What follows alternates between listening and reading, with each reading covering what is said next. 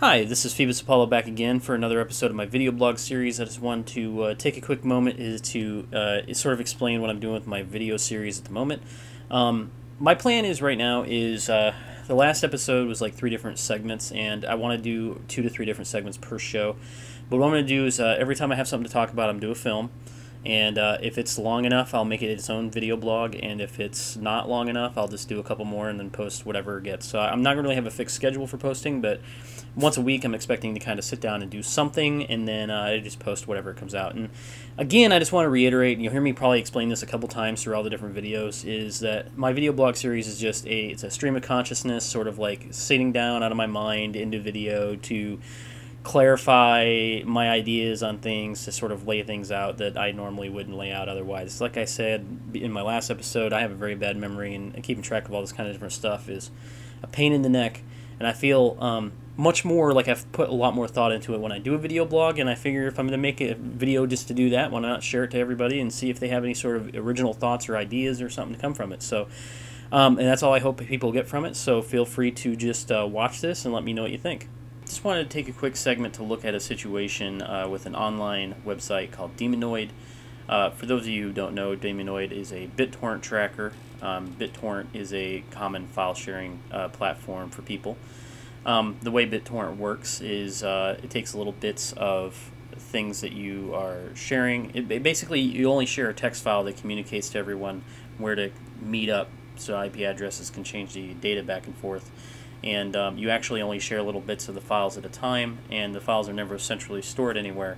They're only stored by the people seeding the torrent, which are the initial sharers. So everything that happens on a BitTorrent is done through people's private internet connections rather than through a website that's just distributing all of the content that's being shared. And of course, this is a common way to share, copyrighted content that's not legally permissibly to be shared in this manner. I do want to lay out my opinions on some of this stuff, and I've discussed this in previous video blogs, but I figured it'd be time to revisit and sort of congeal my thoughts on it. Basically, one of the things that strike me first about piracy is that piracy is not literal theft, as in when people actually copy data, they're using their own resources that they paid for to make the original data and give it to other people. They use their own bandwidth, they use their own computing power, and examples like BitTorrent are, where everything's run completely through the computers participating in the torrent, and not, something literally done out of the pocket of the original artist or the original media maker in any sort of way. And I think that's important to understand when we're talking about BitTorrents. It's a method of sharing data, sharing information, sharing music or a movie or a book or some other content. And of course that's now one of the reasons that of course is objectionable is if you take the time to make music, if you take the time to make a movie, or if you take the time to write a book, or if you're doing anything else, make a software program, for instance, you want to be compensated for your work, and that's always understandable. I've always believed that the people who take the time to do these things should be compensated. And something to remember about that is that nobody's literally paying anyone else to exchange this information. All of the expenses incurred in creating the content, the actual digital copy of files, happens at the expense of private individuals, through their bandwidth, through their time to create a copy, or through their efforts in sharing it. Their storage, the actual storage space to share it.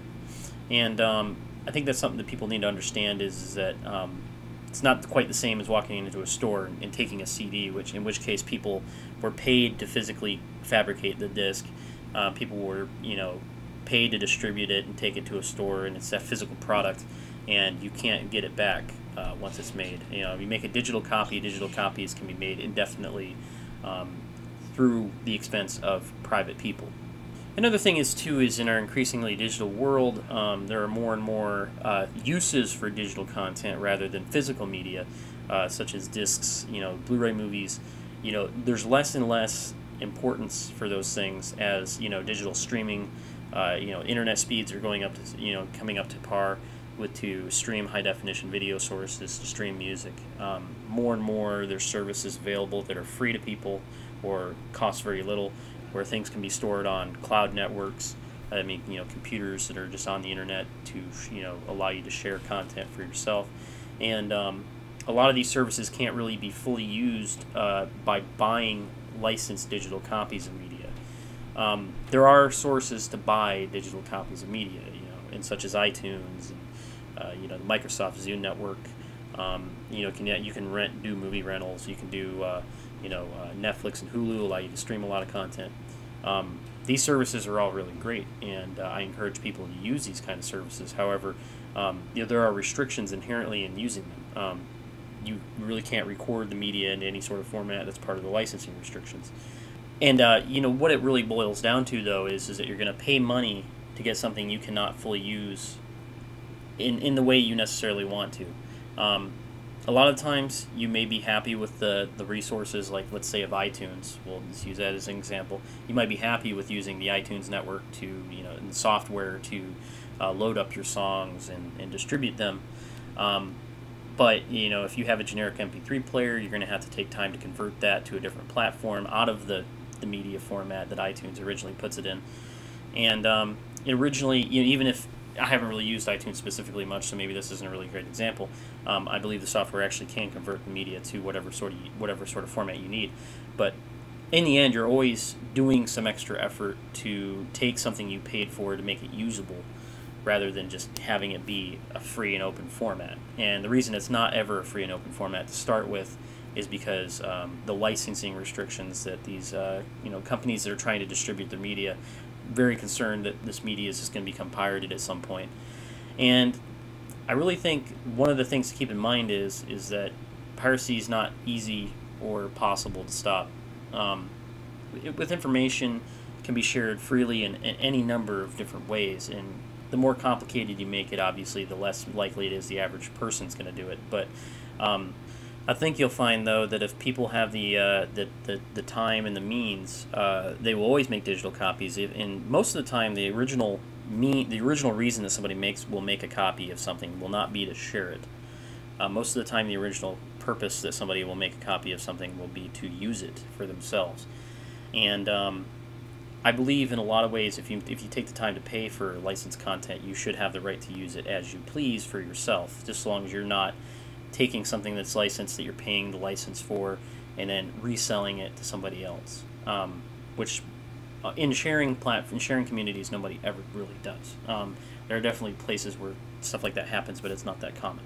Another thing I've always felt about copyright, which I feel it needs to be explained as part of the main points that I try to keep in mind, is that so long as there's an original publication method, there will always be some kind of revenue stream, via advertising or via paying access to a premium original source of broadcast for anything that wants to be, anyone that wants to distribute any sort of media, whether it be a movie, whether it be music, whether it be book. And I think that people will pay for those sources not just to support the artist, but I think they'll actually pay it out of convenience, because taking pirated content entails a lot of work. And it's a lot more work than you would think otherwise. You go to a website, you click on a link, you download it, and you think, well, where's the work?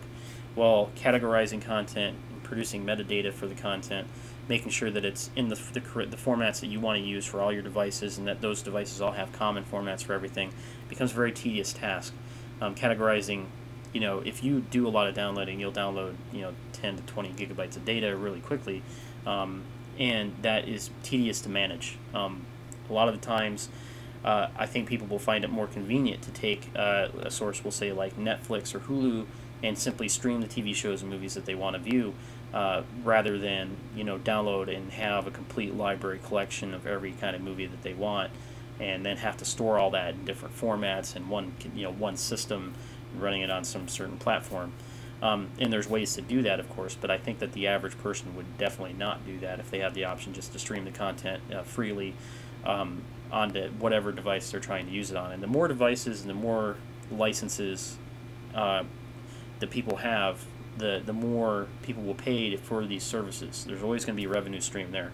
TV is always going to have a revenue stream, because people are always going to pay. Advertisers are always going to want to pay for an original broadcast of a TV show, and networks are always going to have a reason to be able to finance those TV shows, no matter how much they're pirated.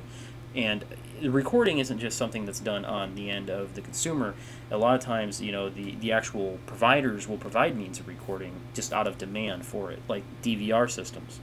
You know, if you have a cable service or a dish service, DVR will allow you to record all your shows onto the box, and that's a high-in-demand service, and it obviously does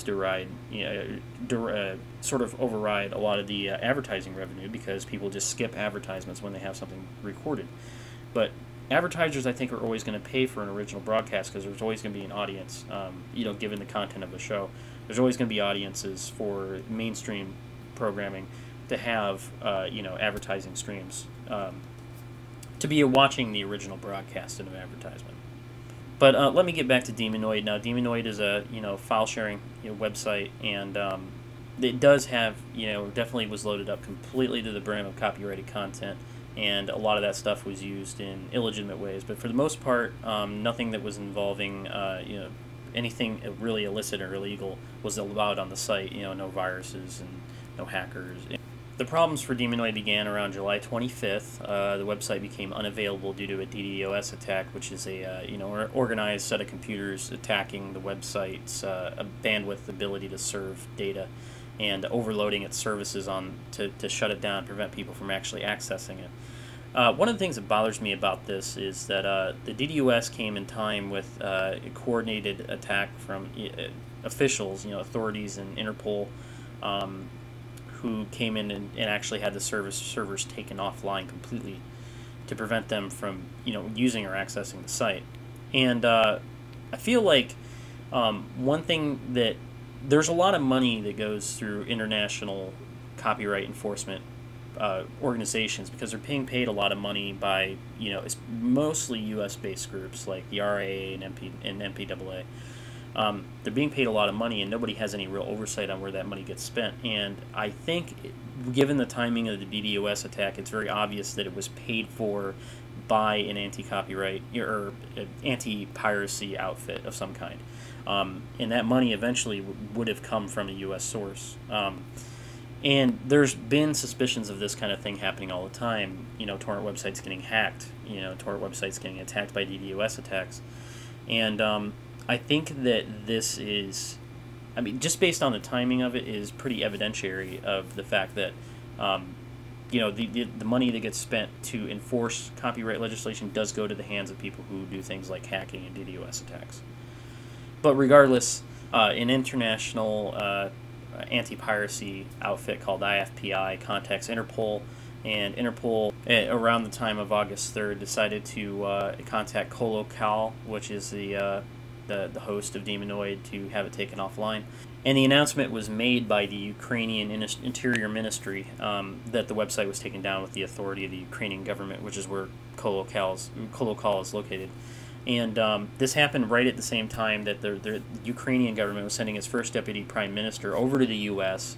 to, one of the things being discussed would be intellectual property rights on his trip. So obviously this is sort of all timed together, where, you know, the website's DDoS by an unknown entity, presumably one working in collaboration with either the IFPI or another anti-piracy outfit.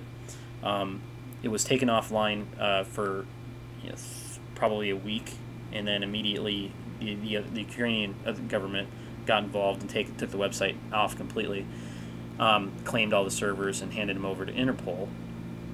And this all happened at the same time that the Ukrainian government was making a political gesture to come to the United States and discuss things regarding intellectual property right enforcement.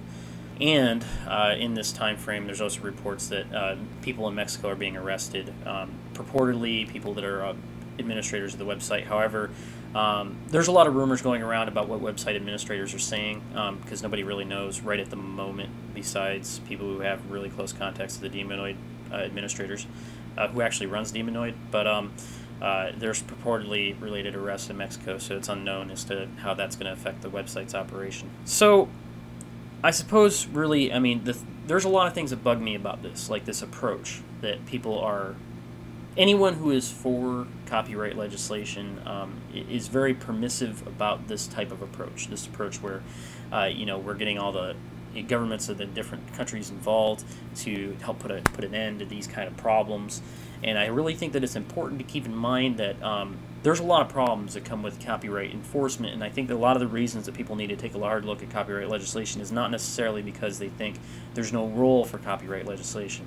I certainly think there's a role for copyright legislation, and I'll get into that later.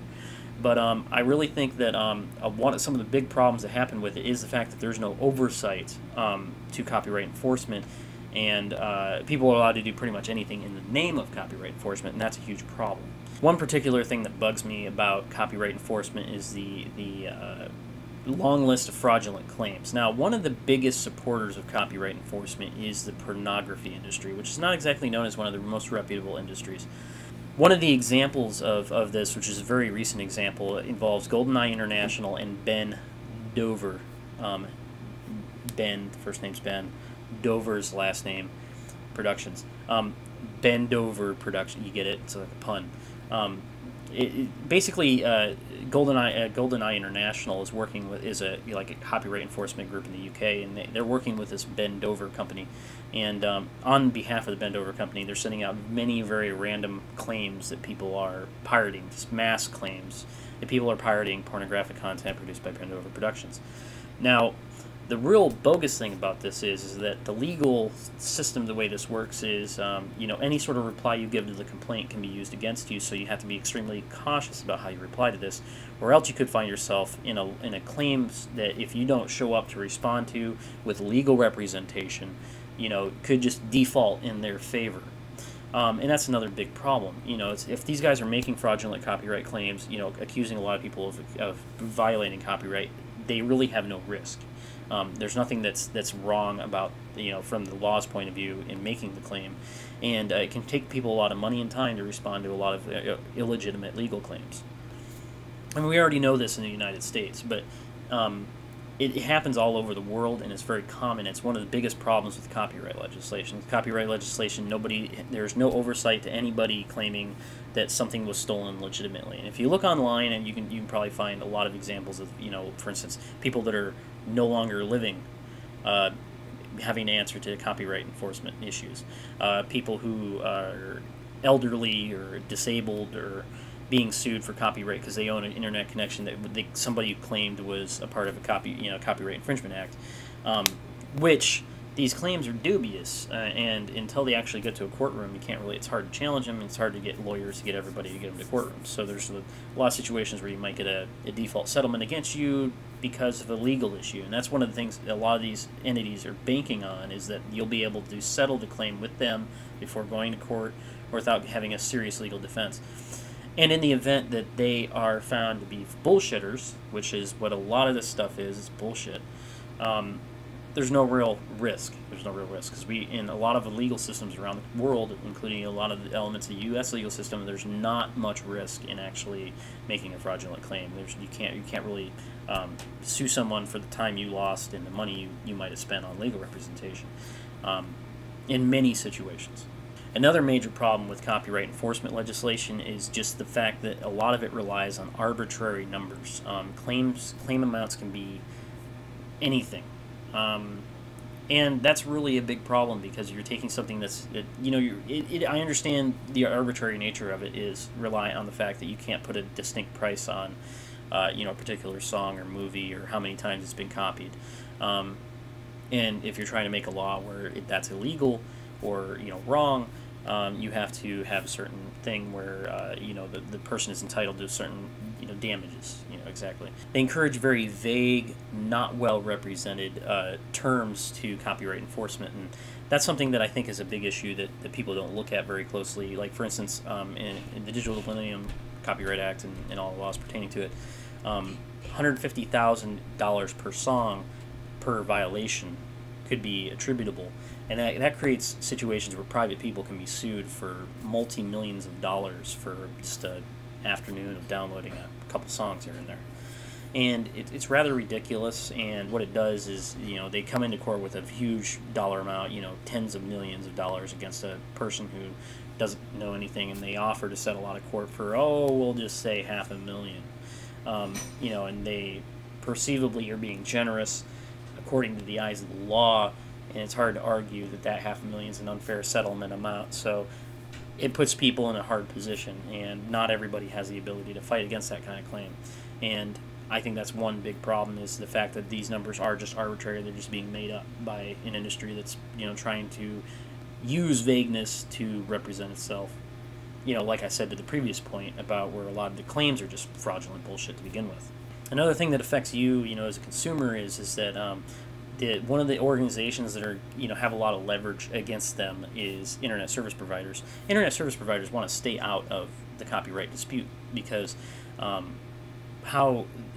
because they don't want to. Generally speaking, nobody really wants to get into an argument with your customers about how you're going to use internet service. But a lot of the pressure is being put on ISPs to limit what people who pay for internet service can use their internet service for.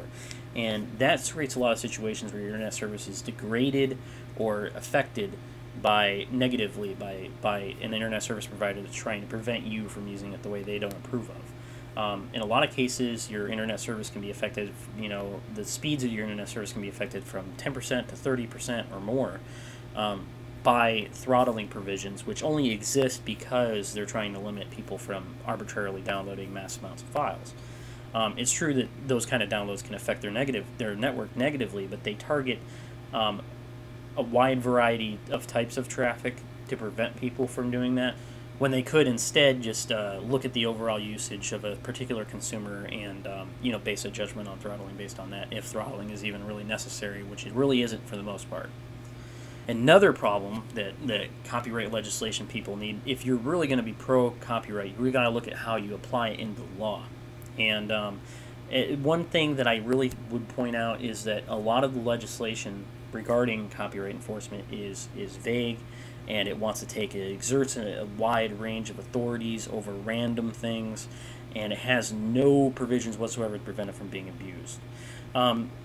The internet recently, or a little while back, kind of went on a big bandwagon about the SOPA and people legislations. And what those legislations did is it gave the government the authority to make random seizures of domain names and take that information and block it off on just the slightest hinge of a copyright complaint that related to that content. What that really creates is a situation where if people want to abuse this system, they're pretty much free to do so, and there's pretty much no really recourse against that. And when you think about what's good legislation, you should think to yourself, is this good legislation? Because without checks and balances that can prevent its misuse, is it even going to be used for the proper thing? And of course, copyright enforcement companies don't care. They want the laws to be vague and ambiguous so they can do the most with them without scrutiny of an outside party. And that accountability is one big issue that I have with this type of legislation mindset. So you got to think about that when you think about, do I support this law, do I support that law? And another thing is even existing law is being vastly abused. For instance, existing copyright takedown notices. If you've ever heard about, if you ever used a website service, if you post something that's objectionable to somebody else, they could send you a cease and desist notice. And the way this works is that ISPs, in this case, I'm not talking about the internet service provider that services your home internet connection. I'm talking about the internet service provider that services the website's internet connection that you're trying to connect to. These websites all operate on a basis where the host of the website can absolve themselves of legal responsibility for a copyright claim, which may or may not be complete bullshit, by immediately revoking access and then getting the owner of whoever posted whatever on the website to come forward and submit their information so that the contacting party can create a legal action against them. And one of the ways this is abused is because the host, the internet service provider of the website, is able to absolve themselves, it creates an encouragement to just immediately remove everything based on all complaints. And if you want something taken off the internet, even for a temporary period of time, just because you don't like it, all you have to do is make a phony, bogus, copyright complaint. There's no legal recourse against it, and you could have it taken off for an indeterminate period of time until all of the appropriate countermeasures are taken by the party that hosts the site, which can definitely take time. And if you do this repeatedly, a lot of internet service providers that host websites will not even scrutinize, and they might even negatively affect the status of that company's hosting. Obviously, big companies like Google and YouTube, it's hard to get any sort of leeway out of them because they have so many provisions in their own provisos that prevent any sort of unauthorized use and give people a way to interject advertisements into things and other sort of things.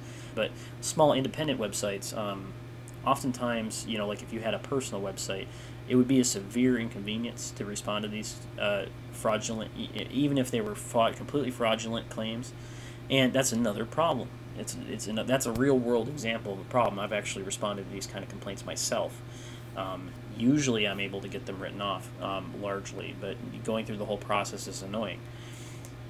All this stems from the fact that the major copyright enforcement parties, which are U.S. based, such as the RIAA and the MPAA, they claim, as far as the U.S. is concerned, they claim that $58 million a year is lost to copyright infringement.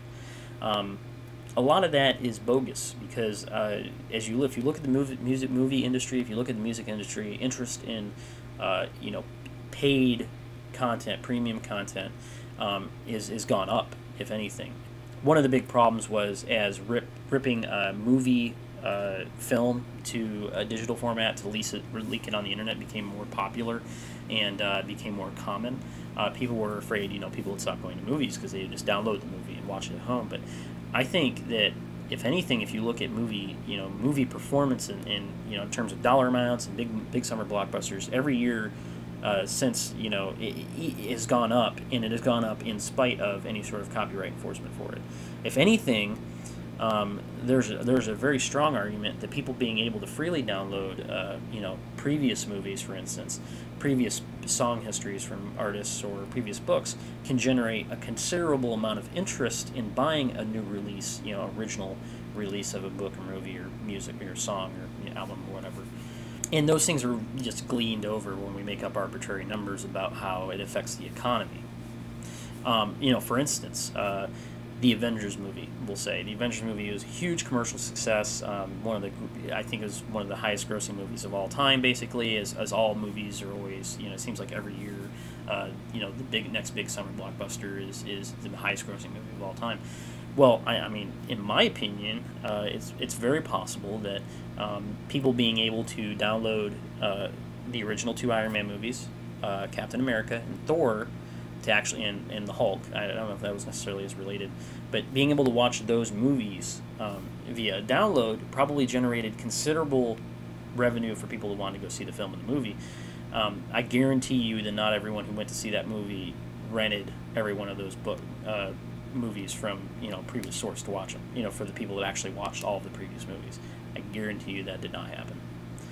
And if that can contribute to the commercial success, then is there not an argument there that there is actually a revenue to be gained from sharing, which of course is overlooked completely. And if you want to look at legislation that they want to continue passing, it's also troublesome because it relies on a lot of arbitrary claims that are hard to refute. And like, for instance, there's the 6 strikes legislation. The purpose of this legislation is to make a tiered response system that put pressure on ISPs to do more things like throttling bandwidth and controlling and denying people internet service based on arbitrary claims that come in from a copyright holder, purportedly, up to and leading to criminal action, of course. And this type of system is just another example of how out of touch the copyright legislation is to reality. Anytime, with internet spoofing and anonymity all over the internet, it's going to be hard to say, if one specific IP address was responsible for a particular infringement. And if you can't really say that, then how can you send them, notices that will affect their service negatively and potentially result in legal action in good faith? Like, how can you in good faith say that? And it's definitely not uncommon where somebody has an insecure wireless network that somebody, downloads something using their own. You could, of course, say that's a responsibility of the person who owns the internet service or pays for it, of course. But it's just something to think about. Are we actually finding the people that are responsible for infringements, and are we preventing problems that are actually caused by it? And the way that this sums up everything to me is that copyright legislation even for somebody who might be interested in promoting that sort of thing, is dubious. It's legally dubious, and it's not very well thought out, and it's every organization that's interested in enforcing these policies have every reason to keep it dubious and to keep it just completely easy to abuse, because they don't care. To them, it's an issue of money for their organizations personally. So, like I said before in my first video blog, the purpose of my video blogs is less than exposition of my opinion on the internet, because who really gives a shit about opinions? It's more or less for me to categorize my own thoughts on things. And to wrap up, I'm going to look at things. Obviously, I'm for sharing files, or I believe that that's good, and I think it's disappointing that Demonoid is now taken offline. I really think there's a lot of commercial possibility that copyright organizations could get into if they simply took a different look at it, different perspective. I think a lot of different industries would benefit from free and open trading. And I think that a lot of the times, I think we actually lose jobs because of that, and I think that counteracts a lot of the jobs we believe are lost from strictly just copyright losses. As somebody who has used these services before, and a lot of people who use the internet do a little bit of piracy here and there, I really think there's a lot of opportunity in licensed content, and I think that there definitely is a reason to have copyright legislation. To me, first and foremost, as somebody who believes in libertarian ideas, I believe that whenever you sell something as an original product that is not an original product, something that's purported to come from an author that did not come directly from an author, to somebody else, if you actually sell something, sell somebody's music, sell somebody's books, sell somebody's movies, and you're not the organization that's allowed to permit to sell those things, I think that you are committing an act of fraud. And I think that fraud is definitely a big no-no to any sort of free market trading. And I really think that copyright is a very useful tool to prevent bootlegging, for instance. And I think a lot of people are disserviced by these things. If you're selling illegitimate copies of software, illegitimate copies of movies and music, you're oftentimes selling a very substandard product to somebody who might be believing it's an original product. And you could use it's just blatant chicanery. And I think I agree with people that have copyright legislations over there, and especially in terms of copyright enforcement, in terms of derivative works that are clear ripoffs, and creating a completely different product that's deliberately trying to be confused with the mainstream product. I really think that we should take a look at copyright being used as a means to prevent those things, and I think that's good. I think that's a positive thing. A lot of where the original legislation in United States law, where copyright comes from the actual Constitution. In Section 1, Article 8, there's a strict quote where the purpose of patents and copyright specifically is to promote the progress of science and useful arts by securing for limited times for the inventors and the creators of those works the ability to commercially share them. And I think that really comes into play with music and movies and books, particularly in software development. I think it really comes to play with video games, where the people who take the time to create these things should, for limited time, have the ability to commercially succeed from them. But in situations where a work is used in a derived way or just a copied manner, if there is no commercial exchange, people aren't actually paying for a bootleg or paying somebody to have access to a digital copy. In situations like that, I think that this type of stuff should be considered fair use under the copyright legislation, where people are allowed to create derivative works so long as you're not doing so at the commercial expense of the original author or inventor. And I think an element of that is the fact that copyrights really should be temporary, and that's part of the original intent. We shouldn't be able to copyright, let's say, songs like the infamous birthday song for over 100 years, because the original authors and inventors have already, well beyond the point of profited from it. And the only people who are profiting from those sorts of copyrights are just large businesses that have no real initial interaction with the original property. And a lot of times they do pay for these properties, but I think that limiting the amount of time that a copyright can be enforced will help diversify the amount of works that we have available in the public eye. and I think that will actually be its own source of revenue. In the end, though, we would benefit if more people did financially support products that are or licensed means of digital distribution to have more ways to access information, movies, music, books, software, anything. The internet's a powerful tool, and I think that we can have a situation where there's copyright legislation that focuses on preventing fraud, focuses on preventing things like bootlegging, and also permits people to do file sharing and other activities which I strictly believe should be fair use. And I know that doesn't seem fair to people who create work only to have something, somebody copy it instead of actually share the copy instead of actually use it. But in the end, I think that a lot of this type of sharing creates more value than it does destroys it. And I think that people are short-sighted when they look at it in any other way. Now, as far as the issue of Demonoid comes through, that's just a big example, and that just gave me a platform to really think about my copyright policy, the way I look at copyright and sort of put it down to paper. But I really think, though, it's very likely that we'll see Demonoid back up. Many piracy websites get shut down for temporary periods of time because of seizures and whatnot, and the websites like that eventually get back up, or some equivocal replacement gets put back up, because information is hard to control, especially on the internet, where information is open and free.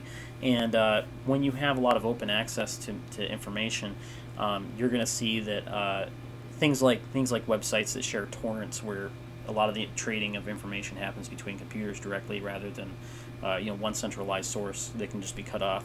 I think you'll find that it's going to be very hard to actually control that sort of content on the internet. But you'll see people try, and I just want people to think about the issues that I've discussed here, and sort of when they actually think about copyright legislation, what they actually believe in. I think that people should just take a moment and think about it. Think about what bad legislation is, think about what good legislation would be, and think about what they really want in terms of copyright legislation.